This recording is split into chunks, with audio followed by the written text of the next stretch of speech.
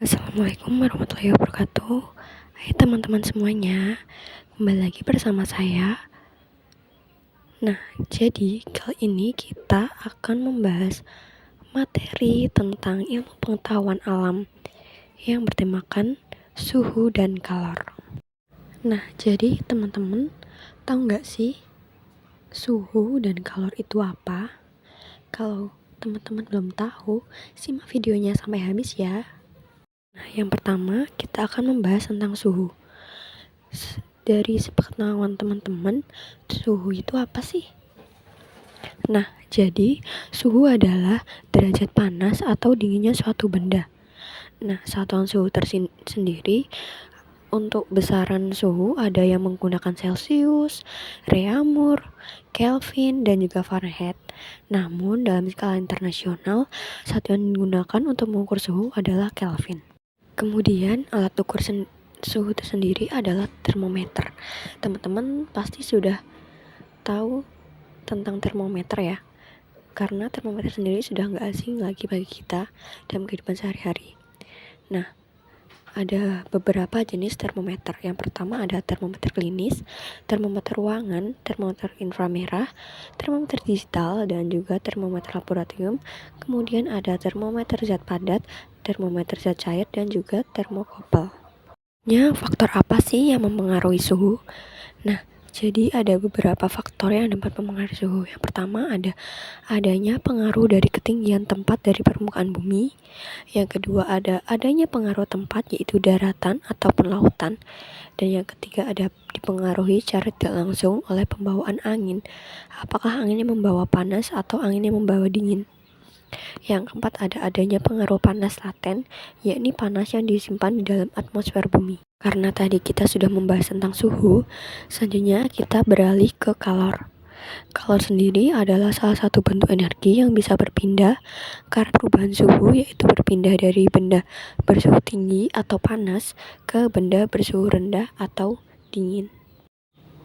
Nah, satuan kalor sendiri, jika menurut Satuan Internasional atau SI, adalah Joule yang dilambangkan dengan J besar atau J kapital.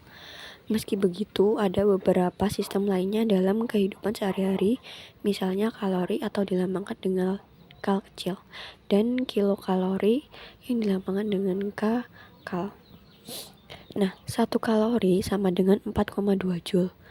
Sedangkan 1 Joule sama dengan 0,24 kalori. Kemudian masuk ke kalor jenis.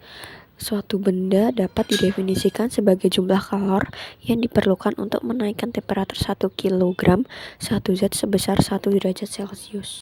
Jenis kalor yang pertama ada kalor pembentukan, yang kedua ada kalor penguraian, dan yang ketiga ada kalor pembakaran. Sedangkan yang keempat ada netralisasi, yang kelima ada kalor pelarutan. Apa itu kalor dan jenis kalor? Nah, kita sekarang masuk pada macam perpindahan kalor. Yang pertama itu ada konduksi, dan yang kedua ada konveksi, yang ketiga ada radiasi. Definisi dari ketiga macam kalor tersebut, yang pertama kita mulai dari konduksi. Konduksi sendiri merupakan salah satu jenis perpindahan panas yang merambat melalui perantara tanpa disertai perpindahan zat perantara. Peristiwa ini terjadi karena adanya perubahan suhu antara dua benda. Yang kedua ada konveksi. Nah, konveksi sendiri sebagai perpindahan panas yang mengalami proses alami yang terjadi ketika dua zat cair, dua zat gas atau zat cair dan gas yang bersuhu berbeda saling berinteraksi. Yang ketiga ada radiasi. Nah, radiasi sendiri adalah energi yang menyebar melalui benda dan ruang dengan kecepatan cahaya. Nah, jadi itu adalah definisi dari macam-macam perpindahan kalor. Nah, mungkin teman-teman masih bingung nih tentang apa sih macam-macam perpindahan kalor itu, walaupun kita sudah mengetahui definisinya sendiri. Nah, nanti di slide berikutnya akan dijelaskan tentang apa sih contoh penerapan yang biasa kita lihat atau mungkin biasa kita lakukan tentang perpindahan kalor. Nah, masuk kepada rumus perpindahan kalor. Rumus perpindahan kalor yang pertama ada konduksi. Konduksi sendiri biasa disebut dengan hantaran. Nah, rumusnya adalah H besar sama dengan Q per T sama dengan K kali A kali perubahan suhu per L, atau juga Hi sama dengan K kali A kali T kali perubahan suhu per L. Perbedaan kalor yang kedua ada konveksi. Konveksi juga biasa disebut dengan aliran. Rumus dari konveksi sendiri adalah H sama dengan Q per T sama dengan H kecil kali A besar kali perubahan suhu. Dan kalor yang ketiga ada radiasi. Radiasi sendiri biasa disebut atau kita ketahui dengan pancaran. Rumusnya sendiri adalah I per T sama dengan E kali O kali AT, atau juga I per T sama dengan AT per 4. Setelah kita mempelajari macam perpindahan kalor dan juga rumus perpindahan kalor, selanjutnya kita masuk ke dalam faktor perpindahan kalor. Nah, ada beberapa faktor yang bisa menyebabkan kalor itu berpindah. Nah, faktor yang pertama ada perbedaan suhu. Perbedaan suhu antara dua benda merupakan pendorong utama perpindahan kalor. Karena semakin besar selisih suhu, maka semakin cepat kalor berpindah dari benda dengan suhu lebih tinggi ke benda dengan suhu lebih rendah. Yang kedua ada luas permukaan. Luas permukaan yang lebih besar memungkinkan lebih banyak kalor untuk berpindah dalam waktu yang sama. Ini karena lebih banyak molekul di permukaan dapat berinteraksi dan mentransfer energi. Yang ketiga ada ketebalan atau jarak. Nah, jarak antara dua benda juga memengaruhi laju perpindahan kalor. Karena semakin pendek jaraknya, maka akan semakin cepat kalor berpindah. Sedangkan jika semakin panjang jaraknya, maka semakin lama pula kalor berpindah. Ini karena energi kalor dapat berpindah melalui medium dengan lebih mudah karena jaraknya pendek. Yang keempat ada konduktivitas termal. Nah, konduktivitas termal sendiri merupakan ukuran kemampuan suatu zat untuk menghantarkan kalor. Nah, sekarang kita masuk ke konduktivitas kalor. Konduktivitas kalor atau thermal conductivity adalah kemampuan suatu material dalam menghantarkan kalor atau panas melalui dirinya. Ini adalah salah satu dari 3 metode perpindahan kalor selain konveksi dan radiasi. Ini adalah konduktivitas kalor. Konduktivitas kalor sendiri dibagi menjadi 3, yaitu yang pertama ada konduktor panas. Nah, konduktor panas sendiri adalah benda yang mampu menghantarkan panas dengan sangat baik. Yang contohnya seperti logam, tembaga, aluminium, besi, dan juga perak. Nah, yang kedua ada semikonduktor panas. Contohnya adalah silikon, germanium, dan gallium, serta arsenide.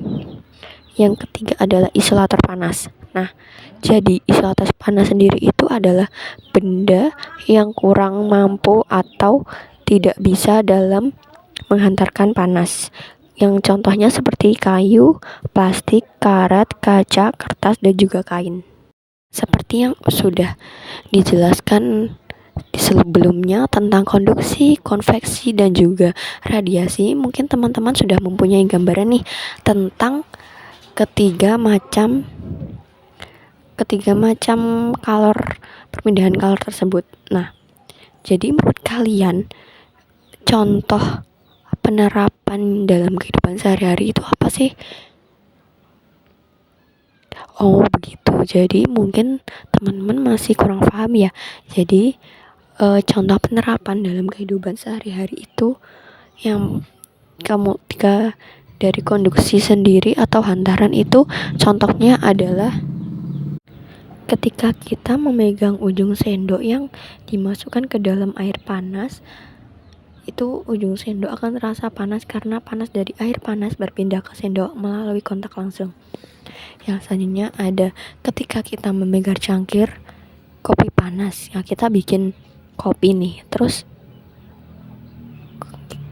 otomatis cangkir tersebut akan juga terasa panas karena panas dari kopi berpindah ke cangkir lalu ke tangan kita melalui kontak langsung. Nah, yang ketiga ada ketika kita membakar ujung besi nih. Nah, lama-kelamaan itu panasnya akan berpindah dari ujung satu ke ujung yang lainnya. Kemudian contoh dari konveksi atau aliran dalam kehidupan sehari-hari itu yang pertama ketika semisal kita memasak atau mendidihkan air dalam panci. Nah, air panas dalam dasar panci yang di bawah itu akan naik, sedangkan air dingin akan turun menciptakan sirkulasi yang memindahkan panas. Yang kedua ada angin laut dan angin darat. Nah, udara panas dari daratan atau laut akan naik menciptakan gerakan angin. Yang ketiga ada balon udara panas. Nah, udara panas dari dalam balon akan membuat balon naik. Penerapan radiasi dalam kehidupan sehari-hari itu yang pertama ada ketika kita menghangatkan diri di dekat api unggun. Nah, panas dari api unggun akan berpindah ke kita melalui radiasi.